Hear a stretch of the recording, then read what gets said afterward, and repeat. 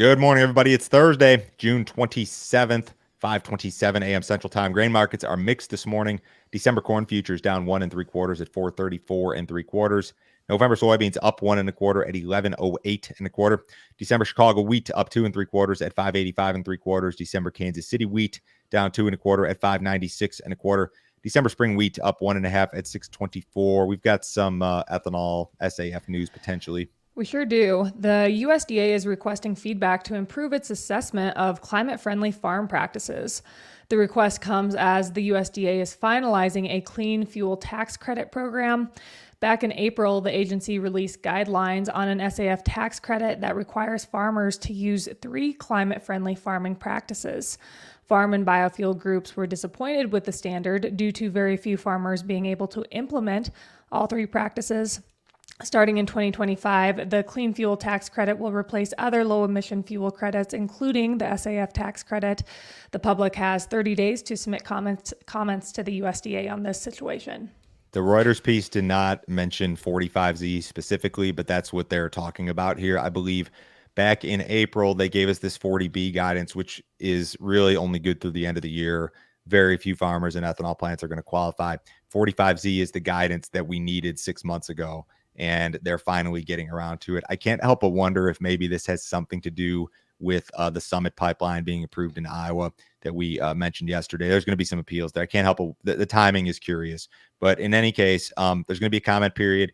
And hopefully, I guess by the end of the summer, we know the 45Z rules. And then at that point, the ethanol plants and farmers can start preparing in a more material fashion for this transition toward that tax credit, which is going to start. It's a January 1st thing, but we don't know the rules. So we need to know the rules. This is something that this is just the government being slow. This should have been done months and months and months ago. And I guess they'll get around to it when they get around to it.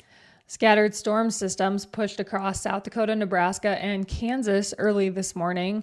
Hail risk is a factor for some areas of the western U.S. plains. Following recent Corn Belt rains, only scattered amounts and coverage are likely during the next 5 days. Both the Euro and GFS models offer more generalized Corn Belt rainfall during the 5 to 10 day period. Temperatures are likely to run well below normal in northern U.S. corn and soybean areas. Parts of North Dakota, South Dakota, Minnesota, and Wisconsin will average temperatures that are more than 5 degrees below normal during the next week. We're actually not looking for a ton of rain over the next 5 days. It's going to be scattered type stuff, not really widespread. It's that 5 to 10 day period, July 2nd through the 7th, that you're looking for this widespread, generalized rainfall. And I'll tell you what, if you were to come in, say Sunday night into Monday, and this 5 to 10 shifts drier, and that could even happen today or tomorrow. I mean, the forecasts shift multiple times per day. You could see a drastic reaction to that in the marketplace. But for the moment, the market's going with the idea that, hey, we've got some rain. We got more rain coming in the 5 to 10, which is nearly perfect timing at the beginning of July. So this is viewed through a bearish lens. If you were to see the models flip and this 5 to 10 goes drier, I think that would be a big deal. That's just an if, though. So if you guys have not checked out our premium content, you sure need to do so. Joe, can you tell me about the video you put together with Matt Bennett yesterday? Matt was on yesterday. We talked about everything from first notice day to the report to accumulator contracts. Everyone needs to get knocked out. New crop accumulators, a lot of them have hit the knockout levels. And if you guys understand how that works, it's not necessarily the best feeling in the world to get knocked out. Chris was on Tuesday, crop insurance possibilities. This is an unfortunate conversation and exercise that you need to go through, but you got to figure out where your own crop insurance floor will kick in. And there's a number of variables there. What's your degree of RP level? What are your yields going to look like, which I know is difficult, but you got to start the process, and that will help you to assist in your marketing. Pete will be doing another pre-open weather update on Sunday evening. This stuff is going to be, I think, especially important this week, given the forecast for rain, which is not a guarantee. If things change, you better be watching. Go to standardgrain.com, sign up this morning. I will forward you a copy of this morning's email, which includes the 6 most recent premium videos, a whole bunch of charts, graphics, all of my cash grain marketing recommendations broken down by crop year, and percentage. It's a $50 per month subscription. You can cancel it anytime. There's no other fee, no other obligation. Nobody will try to sell you anything else. Give that deal a shot this morning, guys. USDA will release its planted acreage and quarterly grain stocks report on Friday morning. Traders expect that planted U.S. corn acreage will rise modestly compared to March intentions. A modest rise is also expected in U.S. soybean acreage compared to March. June 1st stocks of corn, soybeans, and wheat are likely to be drastically higher compared to the same period last year. Based on price action this week, it would appear as if traders expect a bearish report. It would certainly appear that way. When you look at the stocks, what's projected year over year, corn stocks expected to be up 19% versus the same period last year. Soybean stocks expected to be up 21%. Wheat stocks expected to be up 20%.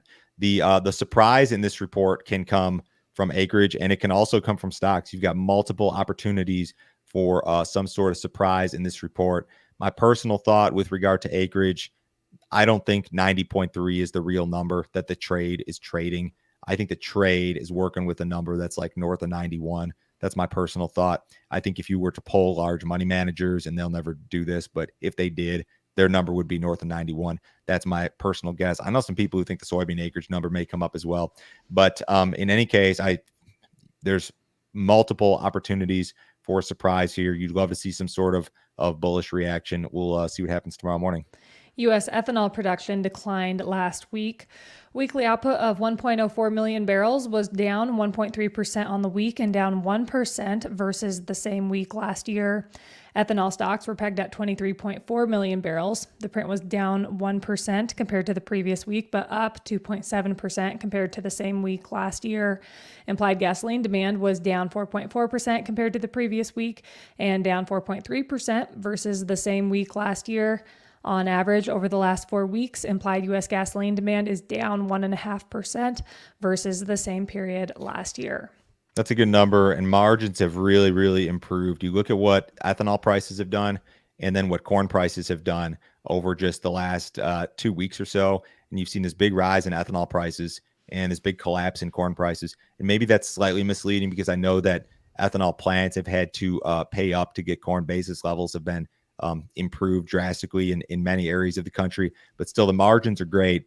Ethanol is a bright spot when it comes to demand, absolutely, but we have limited capacity, and it's not, the margins could be even much better than this, and it's not really going to move the needle a ton when it comes to supply and demand, just because we have a fixed production capacity essentially. An investment firm is offering foreign investors a chance to capitalize on Brazilian farmland. Foreign investors aren't allowed to purchase land directly. However, to give the investors access to the asset, the investment firm is now marketing a private equity style fund with the goal of raising $150 million. Since 2012, the firm has been buying idle farmland and transforming it into productive ag acres, increasing its value.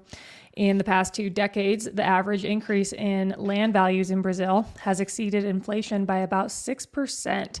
The firm is looking to target investors in the U.S., Europe, and the Middle East. This is interesting. So they don't allow foreign investors to buy farmland directly in Brazil. Right. Should they do that here? Oh, that's something to contemplate. That would be a good question for our viewers. There have been a lot of questions about like how much farmland does China own? It's not that it's very little. It's very minimal, yeah, but people really freak out about it. Yeah, I don't know. $150 million is, a drop in the bucket grand scheme of things these days. But it's interesting how Brazil ag works and how U.S. ag works, I guess. What did cattle do yesterday?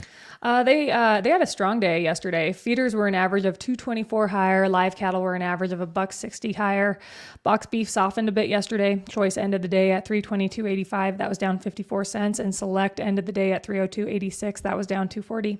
Outside market's pretty quiet. U.S. dollar's off a little bit. Stocks just fractionally lower. Bonds fractionally lower. Crude oil is up 37 cents in the August WTI at 81.27. Have a great day, guys. We'll talk to you Friday.